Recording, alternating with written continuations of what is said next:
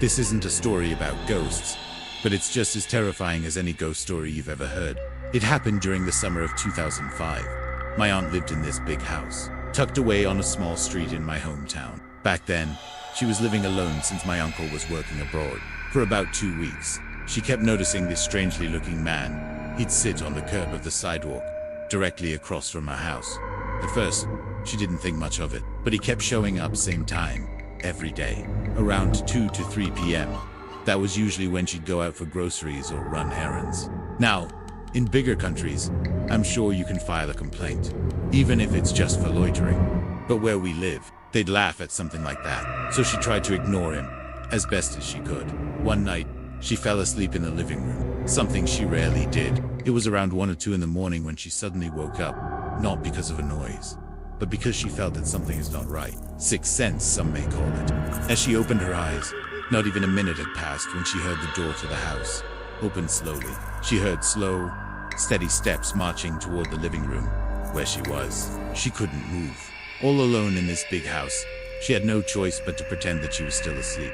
There was nothing she could do, except praying that the person who broke in would take whatever he wanted and then just leave. There was a window on the wall, and the moonlight was shining through it, just enough to light up a small patch of the floor, like a spotlight. The footsteps grew louder, clearer, until suddenly he appeared.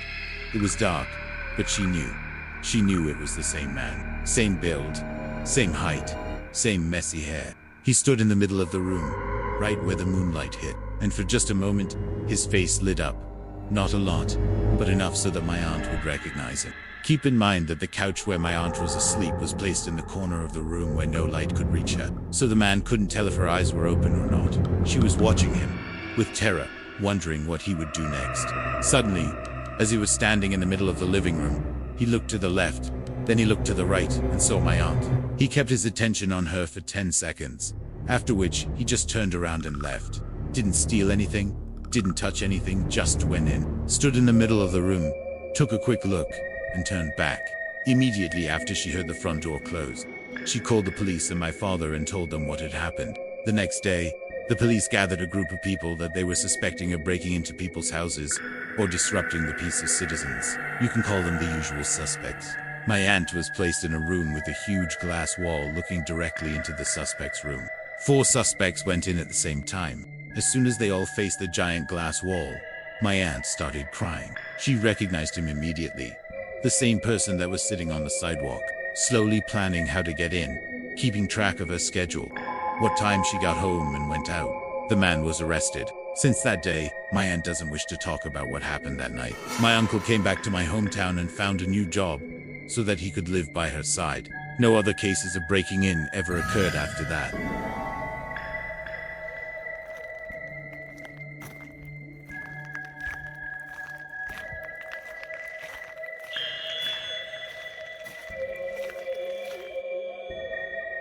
When I was a little kid, my family moved to the hills of West Virginia.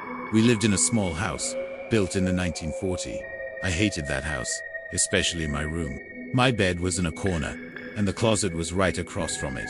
To the right was a doorway to a playroom. To the left was the exit to the hall. Every night, I sat there, staring at my closet door. My dog, a Belgian Malinois, would whine to leave the room. She never did that anywhere else, not even when she needed to go outside. I begged my parents to let me sleep at my grandparents' house next door. I'd never had trouble sleeping on my own before, so my parents thought I was just acting out. But one night, everything changed. I was lying in bed, pillows stacked high to block the closet. Hiding under the covers, I heard my dog yelp. I peeked out, but nothing was out there. Then, I heard the handle fall off my closet door. That wasn't new. The knob often came off, but this time, I actually saw it happen. The knob kept the door latched shut, so when it fell, the door opened, just like in a horror movie. I froze. I couldn't scream or move. My dog whined loudly, but not loud enough for my parents to hear. Then all of a sudden, she just stopped. I looked at the closet, and there he was. A small, frail boy with a large head. His whole body was black, except for the spots where his eyes should have been. He slowly turned and looked at me, and I didn't feel fear. I felt despair, a strong feeling of sadness, anger, and emotion engulfed me the moment I laid my eyes on the figure that had appeared before me. It wasn't natural. I sprinted out of my room, sobbing, and ran straight to my parents.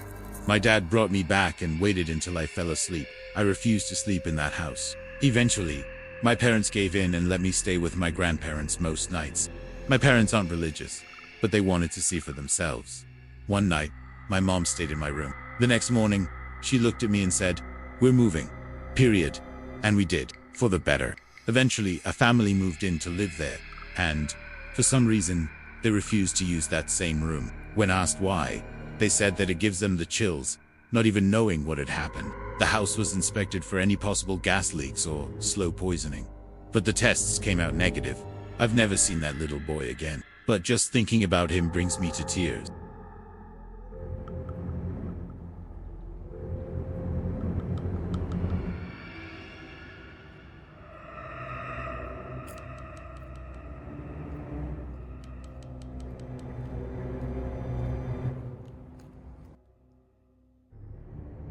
Imagine walking alone on a dark, silent night and suddenly feeling like something is watching you.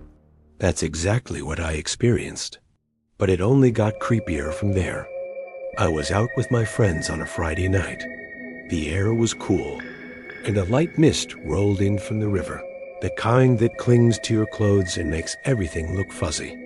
I strolled past familiar storefronts, graffiti-covered alleyways, and the occasional flickering streetlight. Safe places, right? Until I turned down a narrow street I usually steer clear of. Tonight, though, it felt like a harmless shortcut. Halfway through, I sensed it. Not heard or seen, just felt. A presence, like someone's eyes boring into the back of my neck. I stopped, and the hairs on my arms stood up. That's when I spotted a tall figure standing at the end of the street, too tall. Its frame was slender, almost stretched, like a shadow of a person rather than a person itself. Then I noticed the eyes. Glowing red and unblinking, they locked onto me, not with curiosity, but with something colder. I took a step back, and the figure didn't budge. I stepped back again, still nothing. That's when I acted. I ran as fast as I could without looking back. When I finally got home, I slammed the door behind me. For the first time that night, I felt safe, like the walls were shielding me from the evil I had just encountered.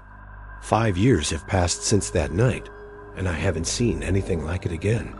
But it was real as it gets. It shifted my perspective on ghosts and the paranormal. I shared my story with a few friends, and some admitted they'd seen something similar late at night. Something not quite human, but none of them felt the sheer horror and despair that I did. I just hope I never have to experience anything like that again.